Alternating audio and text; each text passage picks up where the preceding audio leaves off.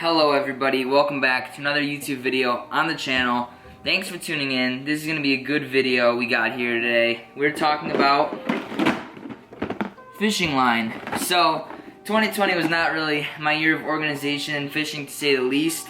So this year, I'm bumping it up. I got all my fishing line in this little tub. I got soft plastics in these same size tubs, all on my boat here. So, but today we're going to be talking about the many different kinds of fishing line, brands, all that good stuff. Where, when, why you should use it, what pound test, what kind of fishing line, for what lures, you know, it all depends. A guy in Florida will be fishing something different than a guy in Illinois, you know what I mean? And if you're using a crankbait, you're going to be using different line than a frog, different pound test. So it all depends what you're fishing for, where you're fishing, even what season you're fishing, what species you're fishing for. So I'm going to be going over all that today. This is the only video you guys are going to need out there to tell you everything you need to know about fishing line. So there are three main types of fishing line. There's fluorocarbon. Berkley Trilene is my preferred brand, or Berkley Vanish right here. Berkley Vanish also makes good, this is also good fluorocarbon. You want to make sure you're getting 100% fluorocarbon. So you got Berkley Vanish and Berkley Trilene, both 100% fluorocarbon. You got monofilament. I also like Berkley Trilene for this. Some moss green. And then you have your braid. I like Power Pro, or occasionally I'll use the Spider Wire Stealth braid. So, got 5 spools of line right here. We're just gonna narrow it down to Trilene, taking the Vanish out, and we're gonna take this Power Pro out. So these are my 3 favorite things. My favorite fluorocarbon, Berkley Trilene. My favorite mono is Berkley Trilene. And my favorite braid is Spider Wire Stealth braid. So, let me just talk a little bit about each of them. So, fluorocarbon, like this Berkley Trilene here, compared to the other two. So, braid, let me just talk about it on a scale here. So, braid has the least amount of stretch in it. Mono has the most amount of stretch in it, and fluoro's somewhere in between. So fluoro's got some stretch, but really not a lot. Braid's got no stretch at all in the line, and mono's got a decent bit of stretch compared to the other two. Braid usually comes in much higher line, like a pound test. So this is 65 pound test. This is something you'd use for like frog fishing. I'm gonna get into that in a little bit here. But this comes in like, braid comes in anywhere up from like 15 pound test, which I use for my spinning rods, to 30, to 65, to 80, to even 100. I don't see a need for that. I think 65 is the most you're ever gonna need. But yeah, so braid usually comes in the highest, and then fluoro and mono meet somewhere in the middle around pound tests you're going to need. You can find it bigger than this, but the most you're ever gonna need really is 20 pound or 25 pound fluoro if you're gonna be fishing for swim baits, or for fishing big swim baits. So basically, I have, let's see, 1, 2, 3, 4, 5. I have 5 bait casters with fluoro on them, 3 with braid on them, none with mono. So, mono really, I would not recommend putting straight mono on a bait cast reel or a spinning reel. Because of a couple reasons. So the stretch in it, it's good for certain lures, and I'll talk about that in a little bit, but there's a lot of stretch in it, and it really just isn't ideal for most baits. There's a very select few baits that mono goes very well with, and if you're watching this video, you're most likely new to fishing, or new to bait casting, or new to using this type of fishing line, and you're wondering why certain lines work better than others. So what you're trying to find out is what to use as a beginner. So I would just take mono out of the picture immediately.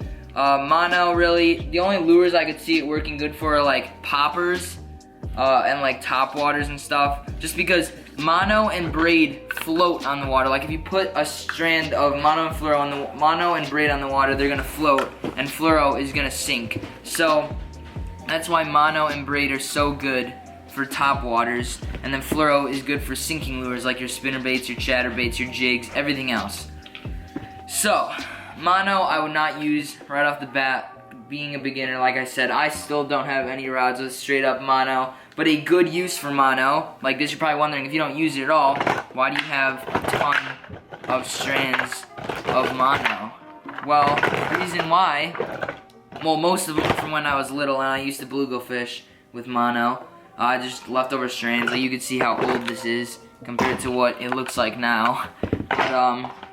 But yeah, so mainly mono, where'd it go? Mainly mono is used for some top waters, but I use it mainly, and a lot of other people do, as backing for your braid. And if you're new to this sport and you're just getting into bass fishing, you really don't have to focus a lot on this. But, so as you can see here, that's braid on my rod. This is 65-pound Power Pro braid, and if I casted it really far, underneath it is monofilament, which is mono. Underneath it's monofilament, and the reason why is braid often doesn't get a good grip on the spool. You know, when you cast it, it kind of backlashes pretty easily. It comes off the spool, it rotates too fast, just your reel blows up. So a good way to prevent that is by either putting electrical tape or monofilament behind it. And I have so much monofilament, I just decided to use monofilament to put behind it. So basically mono sticks to the spool better, so you tie your mono to the spool and then you tie the two lines together, you tie your mono together. You don't need much backing, just a couple of turns around your reel. But you put some mono back and then you tie the mono to the braid and then you spool a bunch of braid on however far you think you're going to be casting. Rarely do I ever get down to my mono backing, but sometimes on like a clear conditions day, no wind, I can get down to my mono backing. But that's really my only use for mono. Yeah, I mean, you could also use electrical tape like I said, and I could do a video in the future of me going over like how to put a backing on, and you use a uni knot to tie leaders together. Like, it's not a leader, it's technically a leader, but you tie your mono backing to your braid on your reel. So that's the only use for mono I have. But now let's talk about some braid versus fluoro. So, like I said, every topwater lure I have, I'm throwing on braid. In ideal scenarios, anything that floats, I'm using braid, and anything that sinks, I'm using fluoro. So, I have a lot of rods.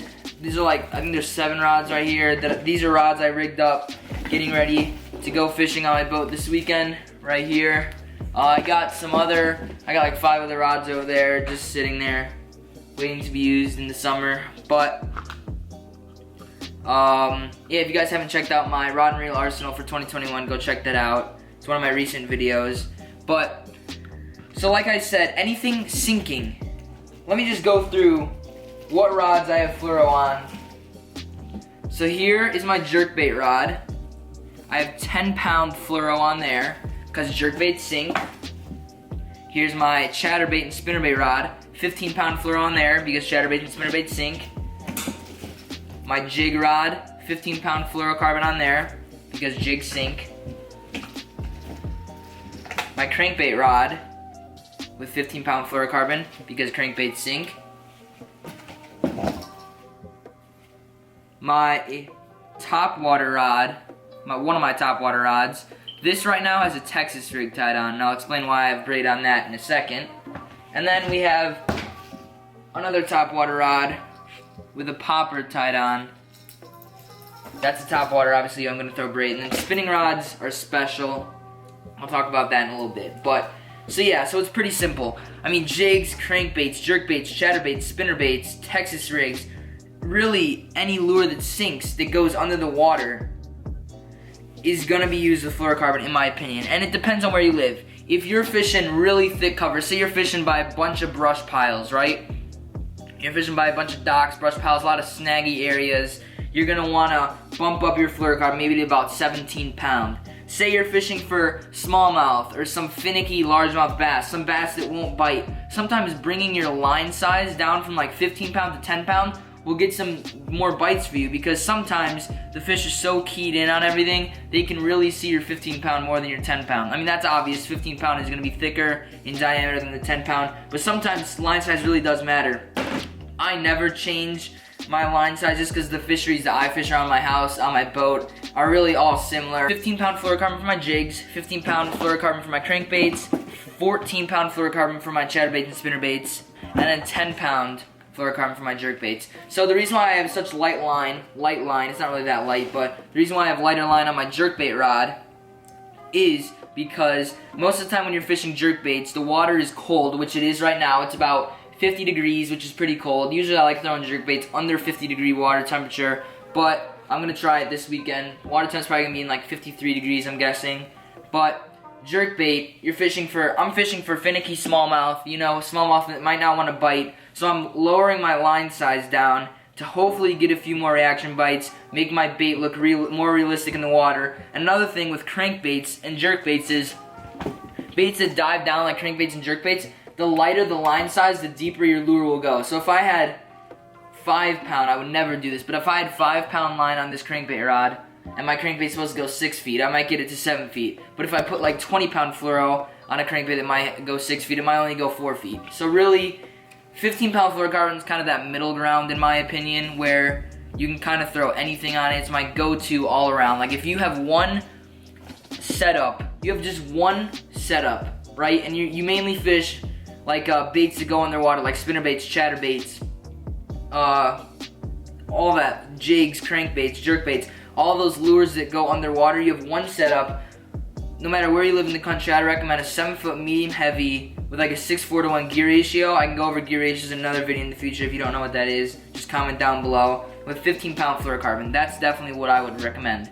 But depending on, like I said, where you live, like a guy in Florida is most likely not going to be throwing 10-pound fluorocarbon for really anything except for a jerk bait or some lighter stuff on spinning. But so yeah, I'd say 14, 15-pound fluorocarbon is going to be perfect for any of your sinking lures. And then for top waters, where I live, there's not a lot of thick grass. There's definitely some grass, like some milfoil and some lily pads around where I live, some of the lakes I fish. But it's really not like Florida. I live up in the Midwest, like I said, so I'm not really fishing a lot of thick grass, so I don't need a lot of heavy line to horse them through the grass.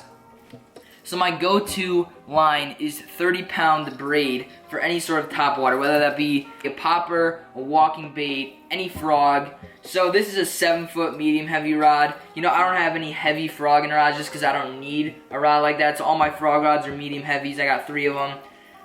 Frog / top water rods. I use them for both. But so this one just has 30-pound braid on it. This is kind of light for throwing frogs, but where I fish frogs on this rod is very specific. I like to skip it under docks, you know, more like open water. I'm not fishing like thick lily pads or thick stuff with this rod. I'm skipping under docks, you know, in the summer, getting under shade lines of trees and stuff, trying to really skip back far under there. So that's what that rod is used for, and that's why I have 30-pound line. And this one has 65-pound line. This is a new rod and reel I just got recently, so I haven't gotten the chance to use this, but I'm planning on using this combo for my heavier frogging. Like when I see those lily pads and that big milfoil coming up, I mean, I'm just gonna be pulling out this rod and throwing a frog over that stuff. And you're probably thinking, why do you need 65-pound line to reel in a couple of 3 or 4-pound largemouth bass? Well, that's because it's not the bass that's gonna break the line. When they get tangled around boat docks or trees, or you get snagged, or they're diving under the grass and you gotta pull up like 10 pounds of grass with your fish, you really don't wanna snap off. And like I said, there's no stretch at all in braid. So when you like take braid, it's not gonna stretch at all. So when you set that hook into the fish, it's just gonna set that hook really hard into the fish. That's another reason why I don't like mono. You don't get as good of hook sets because it kind of stretches. It's good for certain lures, like I said, like poppers, possibly a jerk bait, I'm pretty sure. But braid really hammers the lure home into the fish's mouth. So I would not recommend using braid with like a medium rod or a medium light rod. Like this is a medium moderate rod. Like my jerkbait rod, I would not recommend using braid or else you're probably gonna snap it. I recommend using a beefier rod.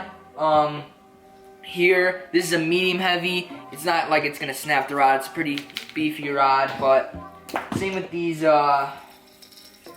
Pro Qualify rods. They're pretty beefy, but it's got a really nice fast tip, so I could really skip far back under the docks and stuff and overhangs. So, like I said, braid. A lot of people in Florida like using braid for a lot of lures. People throw chatterbaits on braid.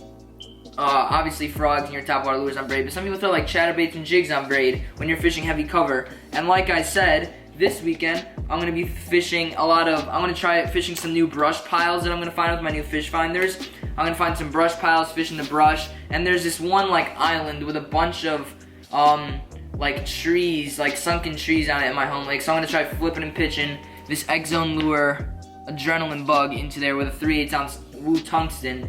I'm gonna try fishing that in there. And the reason why I have such heavy line, I could definitely get away with 15-pound fluorocarbon, but if I get a fish and I'm really hooks it hard into it and it goes down in the tree, I'm gonna want to be able to horse it out and get it out of there. So anywhere you're fishing grass, heavy cover and stuff, I recommend using braid on your rods. Now I talked about braid. I talked about line size for braid, 30 to 50 pound for most top waters, and then if you're really fishing thick stuff like I do with this 65 pound, you can bump it up to 65 or 80 pound if you live in Florida or Texas, somewhere where it's really thick brush, somewhere you really need to horse those big fish out of there.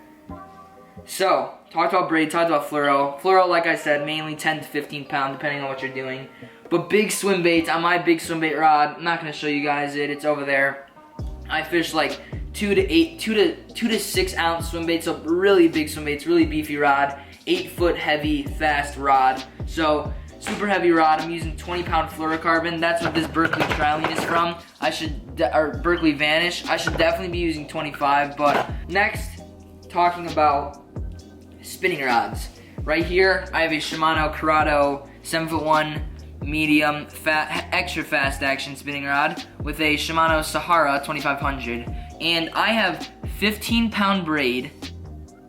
Okay, 15-pound braid and then a 10-pound fluorocarbon leader. I throw all braid to fluorocarbon leaders on my spinning rods, and what that means is on the actual spool, I have braid. This is 15-pound Spiderwire Stealth braid.